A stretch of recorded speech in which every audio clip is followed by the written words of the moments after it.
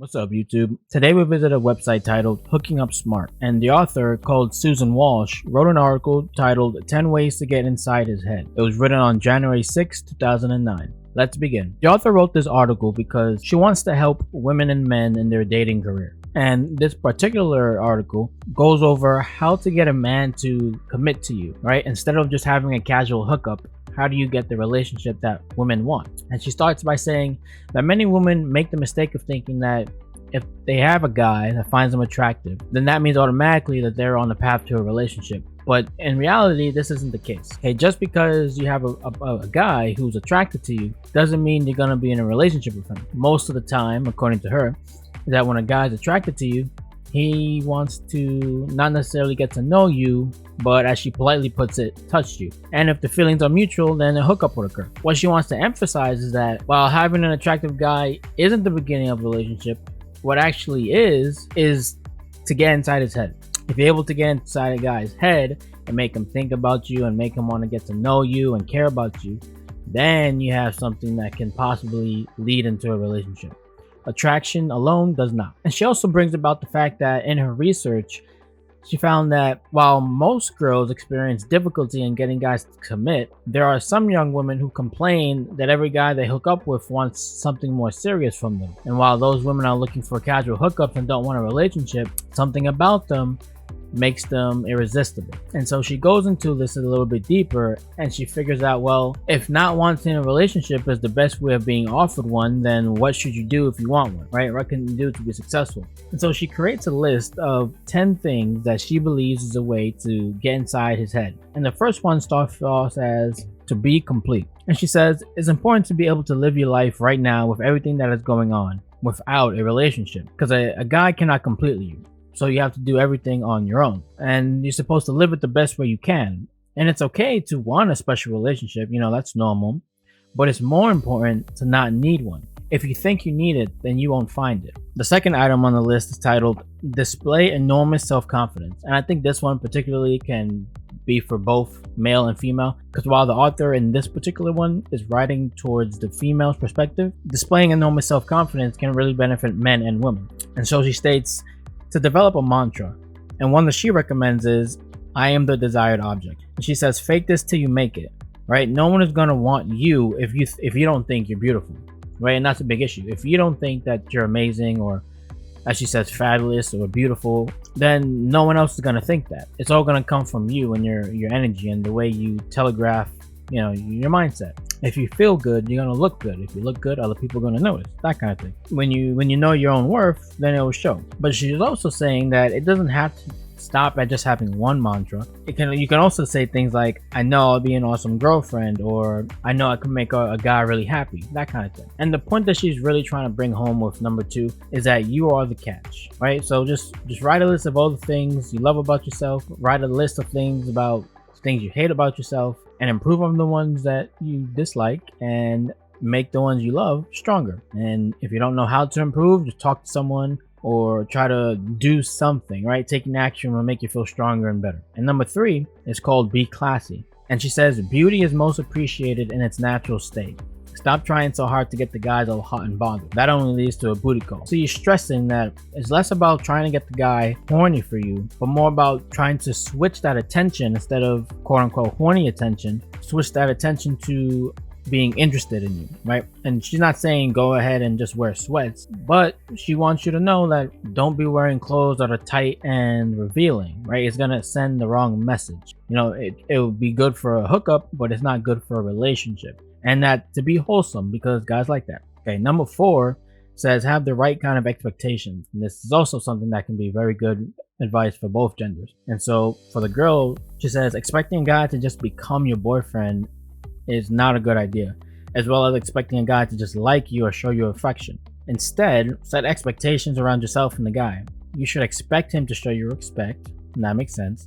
And you should also have him respect your feelings and your body and your time. And from the men's perspective, it's also very important to get very good expectations, but even more important to communicate your boundaries. As long as you guys can communicate with each other and you both are on the same page, then you have a greater chance of coming out of it with a relationship. And number 5, and again this goes for both, she says if he hasn't committed, you are a free agent. So if a girl hasn't committed to you, or if you're a girl and a guy hasn't committed to you, then there's no reason to be committing yourself to that person because it's not mutual, right? And she says, if a man won't ask you to be his girlfriend, then you are free to date other men, right? And that goes vice versa. She says to treat dating like it's shopping, right? You don't get tied up in shopping in one store when there's other stores that may have better options or better deals. And if he doesn't want you, so then don't bother. Plus, if he's doing it too, then why don't you? Number 6, create a little mystery.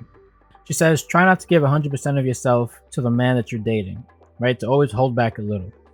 In every relationship, there's a pursuer and a distancer.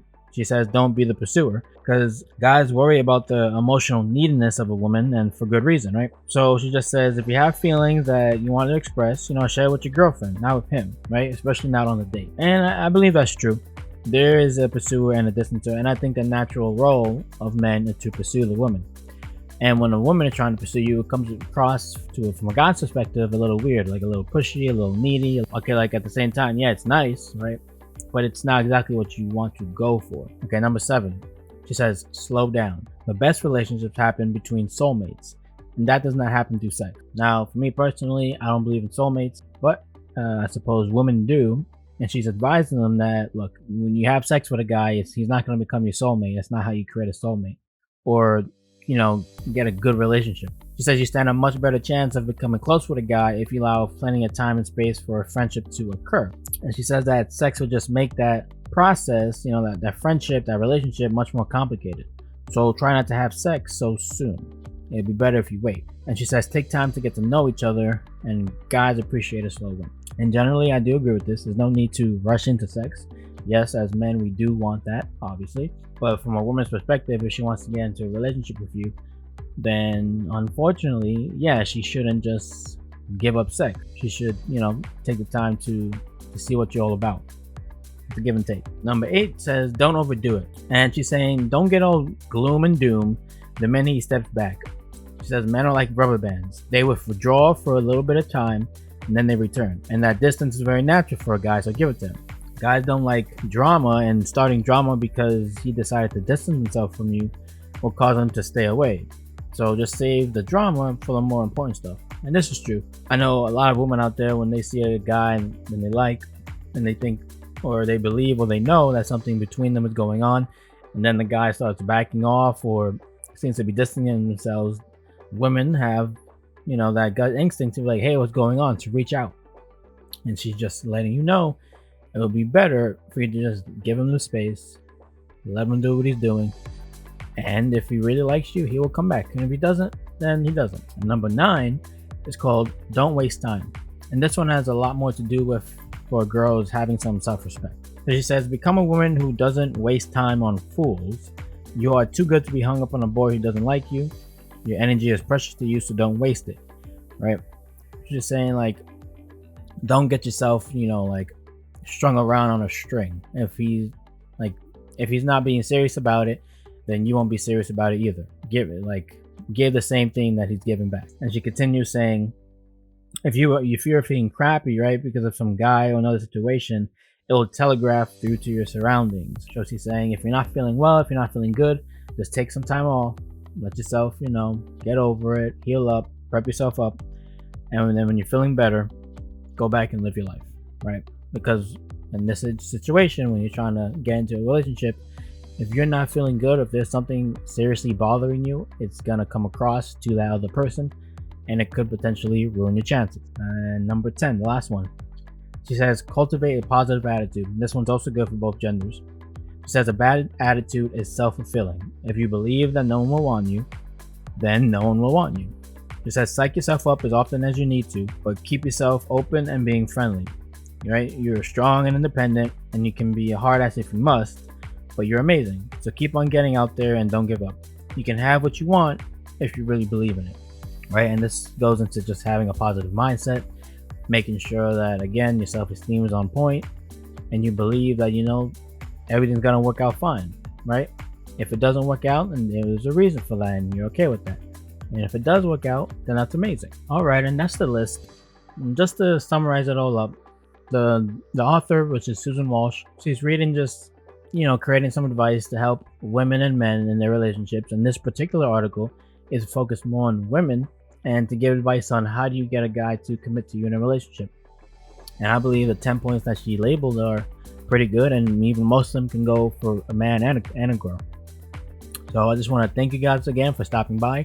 If you feel like you've learned something, please leave a comment down below. If you want to discuss something further, I'm always happy to talk to you, and I'll see you next time. Peace.